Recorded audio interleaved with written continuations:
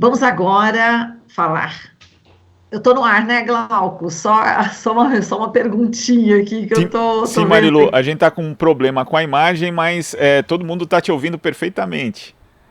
Ah, então tá, não tem a imagem só, né? O som tá tudo certo. Isso. Então tá. Bom, vamos seguir por aqui então, Glauco, vamos lá.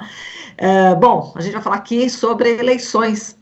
Em articulação conjunta, o Instituto Vladimir Herzog, o Comitê para a Proteção de Jornalistas e outras 9 organizações da sociedade civil lançaram nesta semana uma nota pública pedindo por garantias para a liberdade de imprensa nas eleições de 2022. O documento chama a atenção das autoridades públicas e da sociedade para os riscos de violações à liberdade de imprensa durante o período eleitoral, lembrando que as eleições anteriores, em 2018 e 2020, também foram marcadas por ataques ao trabalho jornalístico. A nota também diz que o acesso à informação é um direito humano fundamental para o exercício da cidadania e o fortalecimento da democracia. Vou ler aqui apenas um trecho dessa nota que diz o seguinte, que durante o período eleitoral, o papel da imprensa se torna ainda mais relevante para garantir o acesso à informação necessária para uma participação cidadã no debate público e no processo eleitoral de forma consciente e crítica.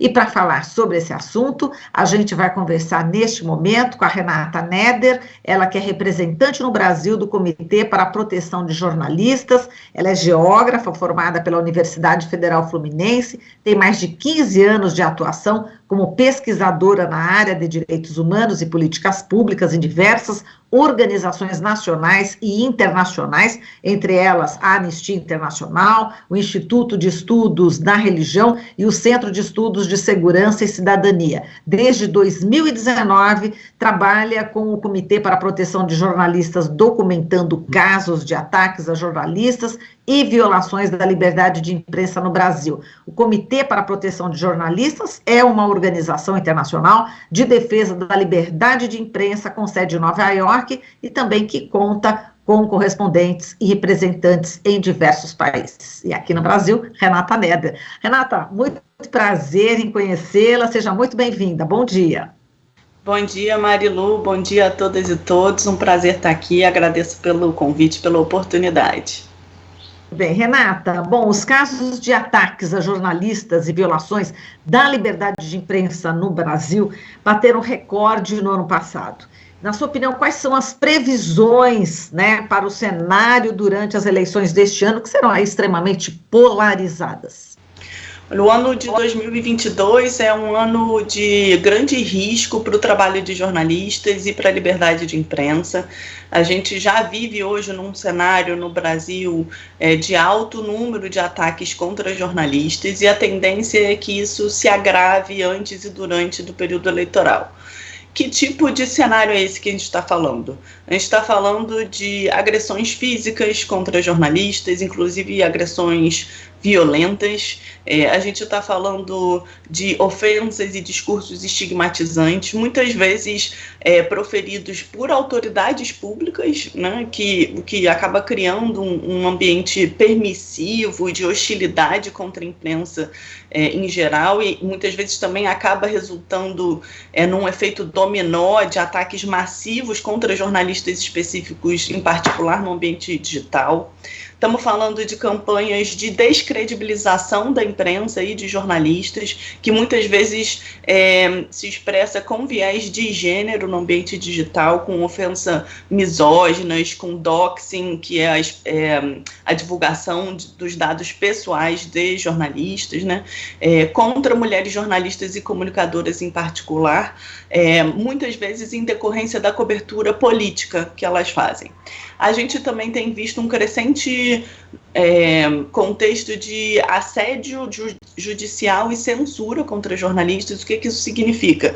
Processos judiciais movidos na esfera civil contra jornalistas e veículos da imprensa, exigindo a remoção do conteúdo jornalístico ou, inclusive, casos de censura prévia, impedindo que um determinado conteúdo seja publicado. A gente viu isso, inclusive, nas eleições passadas,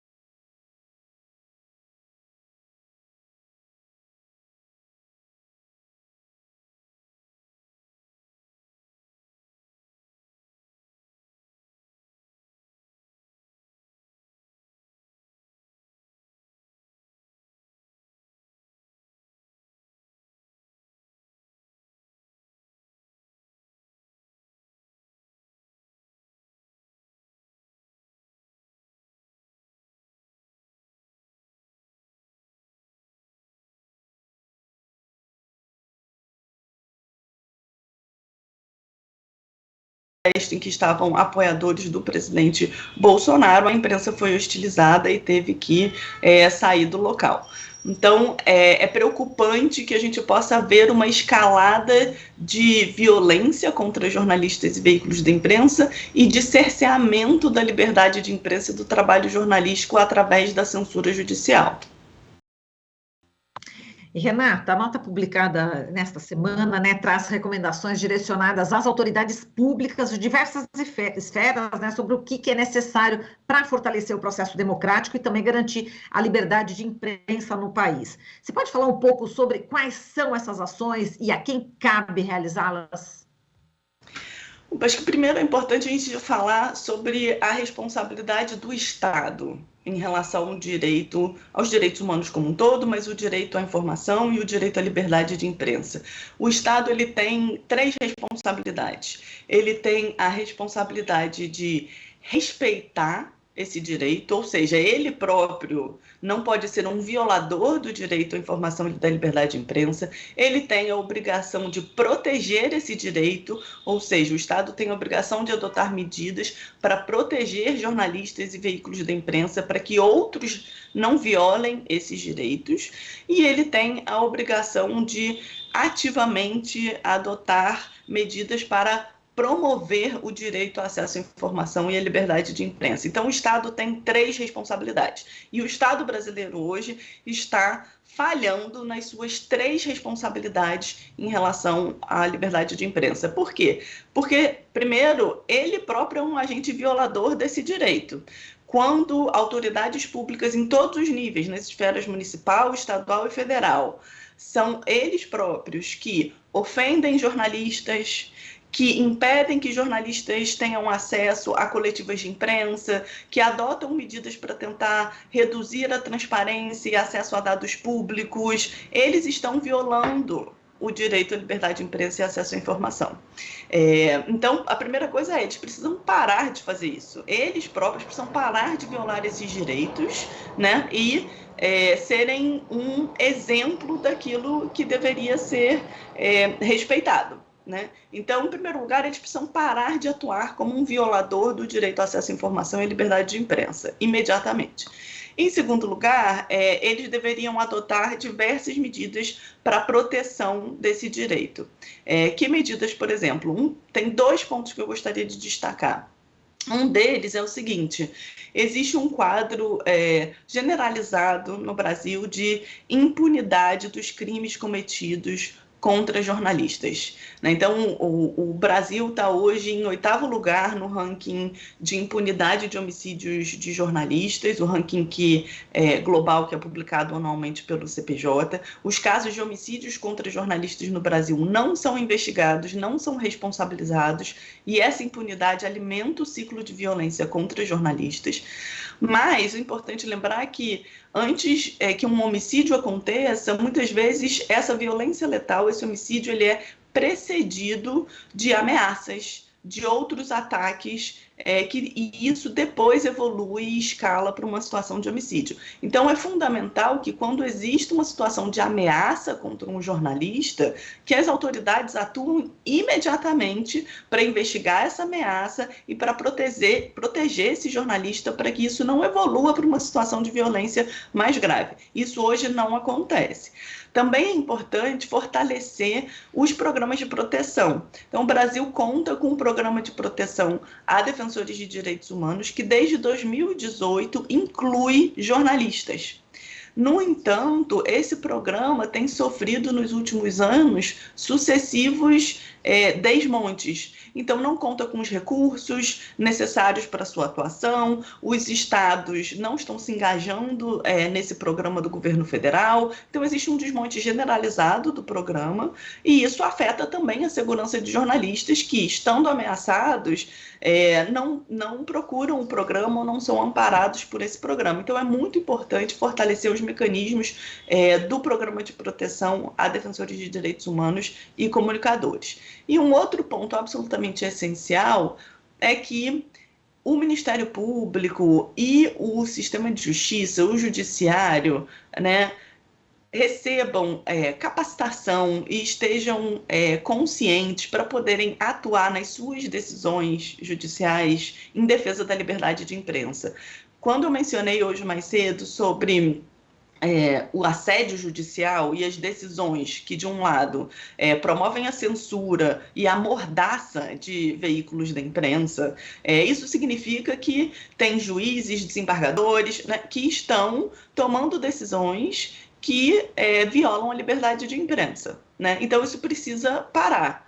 E, de outro lado, quando eu falo que ainda existem os crimes contra a honra e que jornalistas estão sendo criminalizados e processados com base em leis antiquadas, né, leis penais antiquadas, né, nessa seara, a gente está falando de pessoas que movem processos, o Ministério Público que leva adiante esse processo e juízes que condenam jornalistas à prisão por difamação. É inaceitável. E também é urgente que o Congresso Nacional revogue, né? Assim, faça uma reforma da legislação penal brasileira e que os crimes contra a honra sejam despenalizados e que isso se torne apenas um recurso na esfera civil. É claro que as pessoas têm o direito de contestar a cobertura jornalística e se elas se sentirem de alguma forma ofendidas ou que aquela cobertura não foi correta, elas podem e devem buscar o judiciário se elas acharem, né, que isso é necessário, mas isso deve acontecer sempre na esfera civil e não na esfera penal. Se isso acontece na esfera penal, isso é um processo de criminalização da atividade jornalística, uma violação da liberdade de imprensa e gera um processo de silenciamento dos jornalistas como um todo. E, Renata, bom, a gente já falou aí das autoridades, né? E só que a nota também convoca a sociedade, né, como um todo, para defender o jornalismo, a liberdade de imprensa e de que maneira que a população pode contribuir com a defesa de um jornalismo livre. Em primeiro lugar, que a sociedade não naturalize esses ataques contra jornalistas e contra a imprensa como um todo. A partir do momento que coletivamente a gente se acostuma ou a gente naturaliza esse processo de ataques contra a imprensa, a gente contribui para que isso se perpetue. Então é preciso desnaturalizar isso e é preciso não aceitar que a imprensa seja sistematicamente atacada no Brasil como ela tem sido hoje. O segundo ponto é falar sobre isso, né? Uma vez que a gente desnaturaliza esse processo de ataques e criminalização da imprensa, a gente precisa se indignar e falar sobre isso. Então, falar no sentido de manifestar nosso apoio aos veículos de comunicação, aos jornalistas, às jornalistas mulheres que têm sido sistematicamente, de forma misógina, atacada nas redes sociais. Então, a sociedade precisa se posicionar publicamente em defesa da liberdade de imprensa. Depois, a sociedade e as pessoas devem cobrar das autoridades, né, que assumam as suas responsabilidades. Então, cobrar das autoridades que parem de atacar jornalistas e cobrar das autoridades das instituições públicas que adotem as medidas necessárias para proteger jornalistas e a liberdade de imprensa durante esse período. E nós, jornalistas, né, veículos de imprensa, como é que a gente pode se preparar, né, para enfrentar aí eventuais ataques, como que devem proceder, e a quem se pode recorrer caso exista aí retaliações por conta do trabalho jornalístico? Existem ações de duas ordens, né? De ordem preventiva e de ordem reativa quando um ataque acontece. Mas antes de falar desses dois tipos de ação, eu queria fazer uma observação, que é a seguinte: a segurança de jornalistas não é uma responsabilidade individual do jornalista. A segurança dos jornalistas é também uma responsabilidade dos editores, dos produtores, dos veículos para os quais os jornalistas trabalham ou com os quais os jornalistas colaboram. E importante falar aqui também do jornalista freelancer, né? Nesse processo que a gente tem de flexibilização das relações trabalhistas, de precarização até do trabalho como um todo, né? O jornalista freelancer ele não pode ficar desamparado. Então, os veículos para os quais esse jornalista trabalha ou com os quais ele colabora precisam também se responsabilizar pela segurança desse jornalista. Então, eu queria fazer primeiro essa observação. Em relação a atuar preventivamente, né? Primeiro passo é se conscientizar de que hoje no Brasil existe sim um ambiente de risco para a atuação dos jornalistas e da imprensa como um todo, e essa consciência é o primeiro passo para buscar ferramentas e se capacitar para mitigar e enfrentar esses possíveis riscos. Então, já é importante destacar que já existem diversos materiais preparados por diferentes organizações com orientações sobre segurança. Existem cartilhas, guias, manuais que orientam o jornalista e os veículos de comunicação sobre como melhorar a sua segurança digital, a sua segurança na cobertura de protestos e manifestações ou distúrbios, orientações sobre equipamentos de proteção individual, sobre como fazer uma análise de risco para uma determinada missão ou uma viagem, sobre como cobrir situações de desastres naturais, como enchentes, deslizamentos. Então, existe uma gama de materiais orientando previamente os jornalistas e os veículos sobre como se preparar para diversas situações. Então, nos sites das organizações como o Comitê para a Proteção de Jornalistas, a ABRAGE, que é a Associação Brasileira de Jornalismo Investigativo, Artigo 19, a Rede de Proteção a Comunicadores e várias outras organizações de liberdade de imprensa, esses materiais estão disponíveis. Então, o primeiro passo é buscar esses materiais que existem disponíveis e implementar essas medidas e tornar a segurança uma parte da sua rotina de trabalho, né? Então, a preocupação com segurança deve estar incorporada na rotina do trabalho jornalístico. Não é algo que deve ser feito uma ou outra vez, mas deve fazer parte da cultura de trabalho como um todo. A outra coisa é que veículos de imprensa, principalmente aqueles que nesse contexto eleitoral vão ter uma cobertura política mais ampla, por exemplo, e associações de jornalistas e sindicatos podem e devem organizar capacitações com as suas equipes para se preparar para os riscos que as equipes vão enfrentar durante esse período eleitoral. Então, isso é do ponto de vista preventivo. Do ponto de vista reativo, né, a pergunta é: o que fazer se eu sofrer um ataque? O que fazer se eu sofrer uma retaliação? Claro que cada caso é um caso e como reagir em um caso específico vai depender de uma avaliação concreta em relação àquele caso. Mas é possível, em linhas gerais, se considerar o seguinte: primeiro, muito importante documentar de forma detalhada, com o máximo de informações possíveis, como aconteceu esse ataque ou essa retaliação.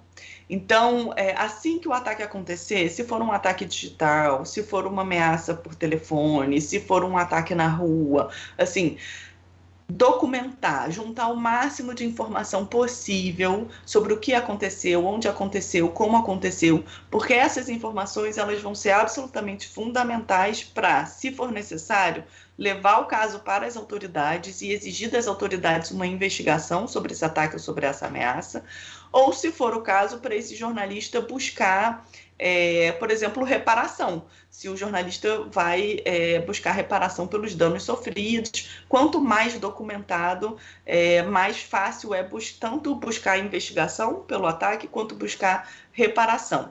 E também para poder, se essa for a avaliação, poder denunciar publicamente e colocar pressão pública, né, mobilizar a sociedade em defesa desse jornalista. É preciso descrever de forma o mais detalhada possível o que aconteceu para que a sociedade tenha consciência e possa também se mobilizar em defesa desse jornalista. E aí é importante que o jornalista saiba que ele não está sozinho nisso, né? Então, que existem organizações de defesa da liberdade de imprensa, associações de jornalistas que estão atuando em defesa da liberdade de imprensa no Brasil, que estão atentas ao que pode acontecer durante esse período eleitoral, e que esses jornalistas devem buscar essas organizações e essas associações para denunciar o que houve, né? Então, o jornalista não deve estar sozinho na sua mobilização pelos seus próprios direitos. Existe toda uma rede de defesa da liberdade de imprensa aqui no Brasil, e essa rede está disponível para atuar junto junto desses e dessas jornalistas. A publicação dessa carta essa semana, por ocasião do Dia Mundial da Liberdade de Imprensa, destacando, né, os riscos para jornalistas e para a liberdade de imprensa no Brasil nesse contexto eleitoral, foi um primeiro passo, né, desse grupo de mais de 10 organizações, no sentido de alertar as autoridades, alertar a sociedade para esses riscos, mas outras ações vão ser feitas ao longo do ano na atuação dessas organizações para proteção da liberdade de imprensa e apoio aos jornalistas. Então, também, a mensagem que fica é encorajando os jornalistas a entrarem em contato com essas organizações. Renata, a gente agradece demais aqui a sua participação, muitíssimo obrigada, muito importante as informações que você acaba de passar. Um forte abraço para você e até uma próxima oportunidade. Muito obrigada a vocês pela oportunidade e até a próxima. Até, falamos aqui com Renata Neder, representante no Brasil do Comitê para a Proteção de Jornalistas. Você está ouvindo Jornal Brasil Atual. As notícias que os outros não dão.